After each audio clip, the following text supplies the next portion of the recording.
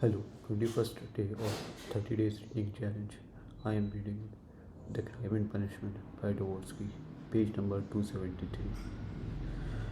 You are certainly mad, cried Raskolnikov, not so much angered as astonished.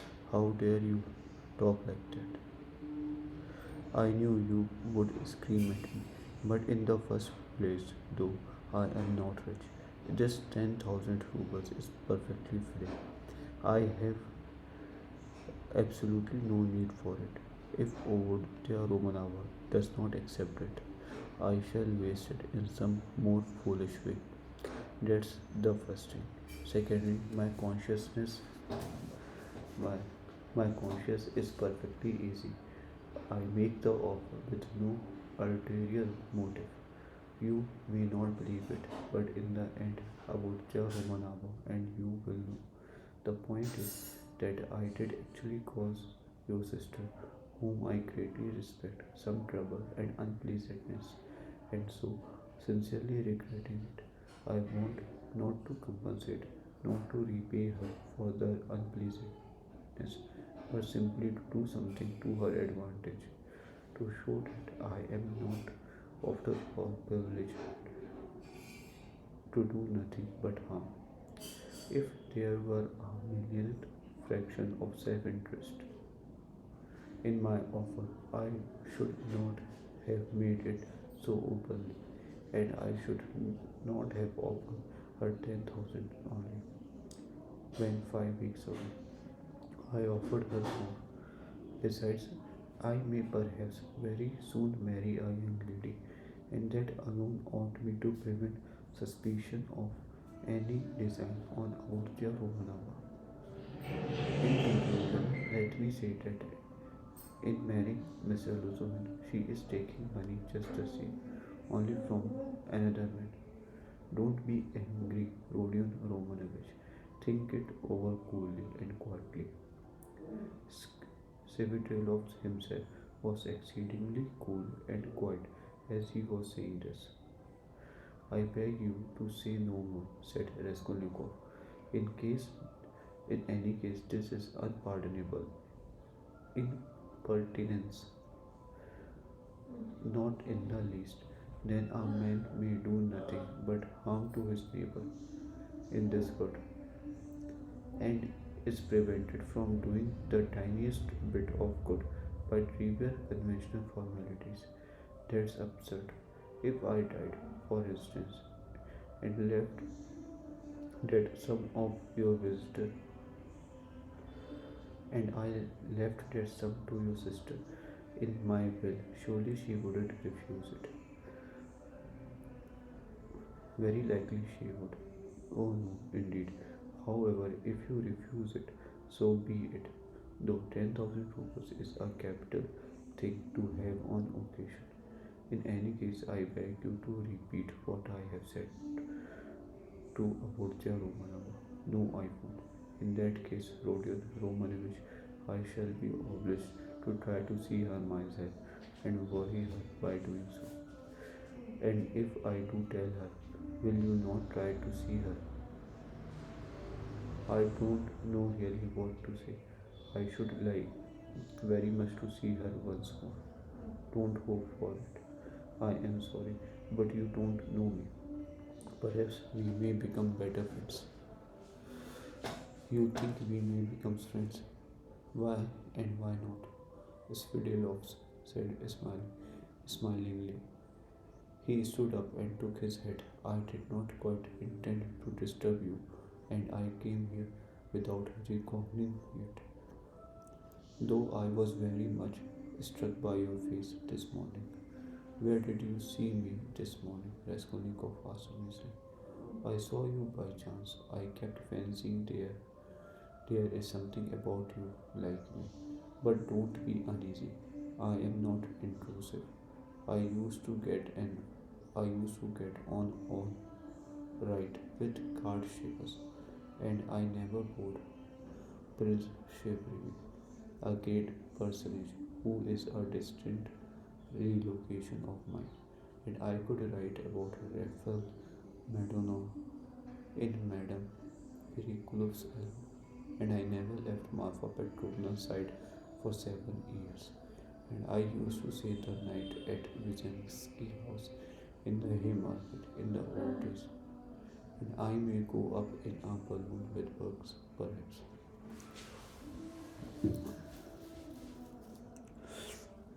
Oh, alright. Are you starting soon or your travels? On your travels, may I ask? What travels? Why on that journey you spoke of it yourself? A journey? Oh yes, I did speak of a journey. Well, that's a wide subject. If only you knew what you are asking, he added, and gave a sudden loud, short laugh. Perhaps I will get married instead of the journey. They are making a match for me. Here? Yes. How have you had time for that? But I am very anxious to see Avudya Romana once. I earnestly begged. Well, goodbye for the present. Oh yes, I have forgotten something. Tell your sister, Rodion Romanovich, that Marfa Petrovna remembered her in her will and left her 3,000 rubles. That's absolutely certain.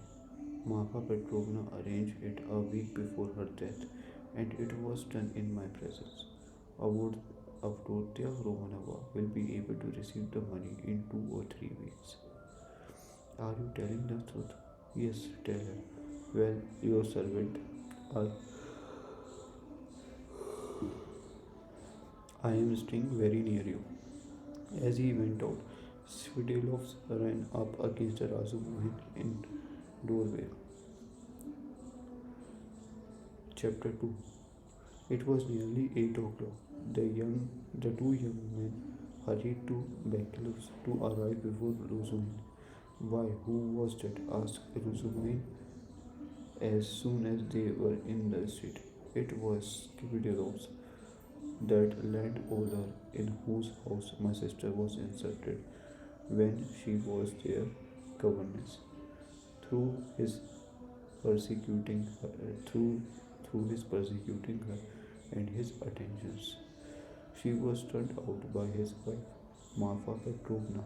This Marfa Petrovna begged Donia's forgiveness afterwards, and she just died suddenly. It was of her we were talking this morning.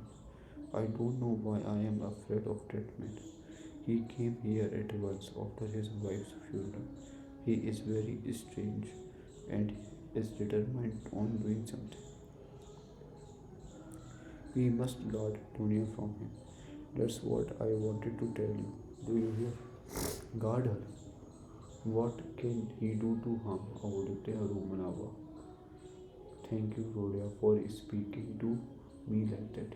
We will, we will guard her. Where does he live? I don't know. Why didn't you ask? What a pity. I will find out though. Did you see him? Asked Raskolnikov after a pause. Yes, I noticed him. I noticed him well. You did really see him. You saw him clearly, Raskolnikov insisted. Yes, I remember him perfectly. I should know him in 1,000. I have a good memory for faces. They were silent again. Hmm, that's all right, muttered Raskolnikov. Do you know, I fancied. I keep thinking that it may have been an hallucination. What do you mean? I don't understand. Well, you all see, Raskolnikov went on, twistingly his mouth into a smile, that I am mad. I thought just now that perhaps I really am mad, and have only seen a phantom. What do you mean? Why, who can tell? Perhaps I am really mad, and perhaps everything that happened all these days may be only imaginations. Hush, Rodia, you have been upset again. But what did he say? What did he come for? Raskolnikov did not answer. Razumin thought a minute. Now let me tell you my story, he began. I came to you where you were asleep. Then we had dinner, and then I went to Portreefis Zemetov was still with Portreefis. Zemetov was still with him. I tried to begin, but it was not. But it was No use. I could not speak in the right way. They don't seem to understand and can't understand, but are not a bit ashamed.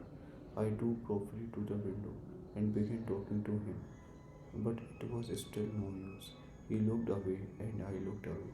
At last, I shook my fist in his ugly face and told him, as his cousin, I would brain him. He merely looked at me. I cursed and came away. That was all. It was very stupid. To Zametov, I didn't say a word. But you see, I thought I made a mess of it. But as I went downstairs, a brilliant idea struck me. Why should we trouble? Of course, if you were in any danger or anything, but why need you care? You need not care a hang for them. We shall have a laugh at them afterwards. And if I were in your place, I would mystify them more than ever. How ashamed they will be afterwards. Hang them. We can thrash them afterwards, but let's laugh at them now. To be sure, answered Raskolnikov. But what will you say tomorrow? He thought to himself. Strange to say, strange to say that the moment it had occurred to him to wonder Razumohin would think when he knew. As he thought it, Raskolnikov looked at him. Razumohin's account of his visit to Podify had a very little interest for him.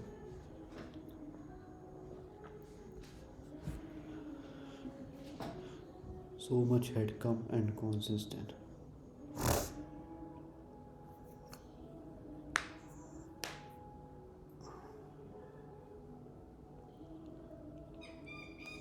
In the corridor, they came upon Luzohin. He had arrived punctually at 8 and was looking for the number, so that all three went in together, without greeting or looking at one another. The young man walked in first, while Pyotr Petrovich, for good manners, lingered a little in the passage, taking off his coat. Pulcheria Alexandrovna came forward at once to greet him in the doorway. Dunya was welcoming her brother. Pyotr Petrovich walked in and quite amiably, though he redoubted dignity, bowed to the ladies. He looked, however, as though he were a little put out and could not yet recover himself. Luceria Alexandrovna, who seemed also a little embarrassed, hastened to make them all sit down at the round table, where a samovar was boiling.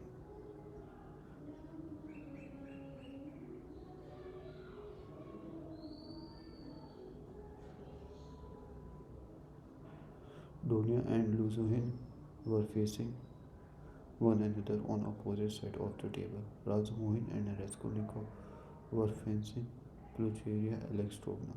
Razumohin was next to Luzohin, and Raskolnikov was beside his sister.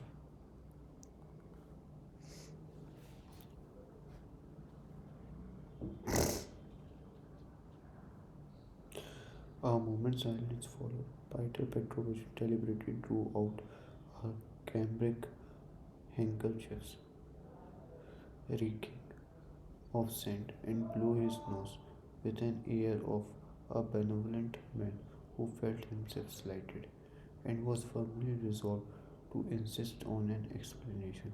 In the passage, the idea had occurred to him to keep on his overcoat and walked away, and so give the two ladies a sharp and emphatic lessons and make them feel the gravity of the position. But he could not bring himself to do this. Besides, he could not endure uncertainty, and he wanted an explanation.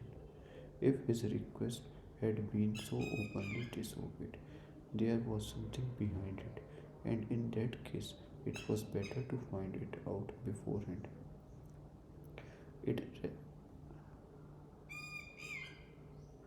if his request had been so openly disobeyed, there was something behind it, and in that case it was better to find it out beforehand.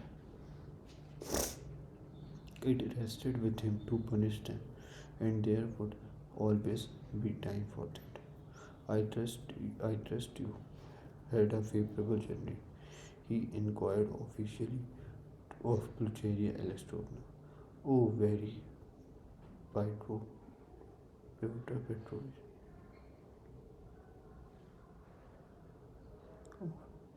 I am gratified to hear it. And Avodia Romanova is not over fatigued either. I am young and strong. I don't get tired. But it was a great strain for mother, answered Dunya. That that's unavoidable. Our national railways are of terrible length. Mother Russia, as they say, is a vast country. In spite of all my desires to do so, I was unable to meet you yesterday. But I trust all passed off without inconvenience. Oh no, Peter Petrovich, it was all terribly disheartening. Procharia Alexandrovna hastened to declare with a peculiar intonation of if Dmitri Petrovich had not been sent us. I really believe my God himself. He should have been utterly lost. Here he is, Dmitri Protovich Razumin. He had introduced him to Luzohin. I had the pleasure yesterday, muttered Pyotr Petrovich with a hostile glance sidelong at Razumin. Then he scowled and was silent. Pyotr Petrovich belonged to that class of persons, on the surface very polite in society, who make a great point of punctiliousness, but who directly they are crossed in anything are completely disconcerted had become more like sex or floor than elegant and lively men of society. Again, all was silent. Raskolnikov was obstinately mute. Avodia Romanova was unwilling to open the conversation too soon. Razumohin had nothing to say, so Prochoria Alexandrovna was anxious again.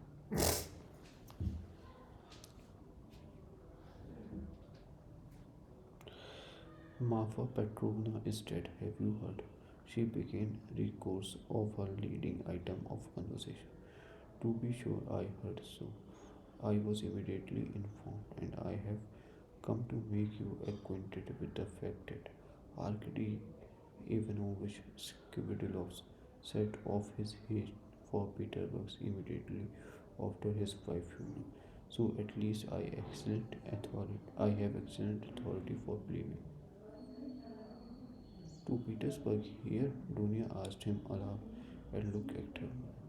Yes, indeed, and doubtless not without some design. Having in view the rapid of his departure and for the circumstances preceding it. Good heavens, won't he believe, Dunya?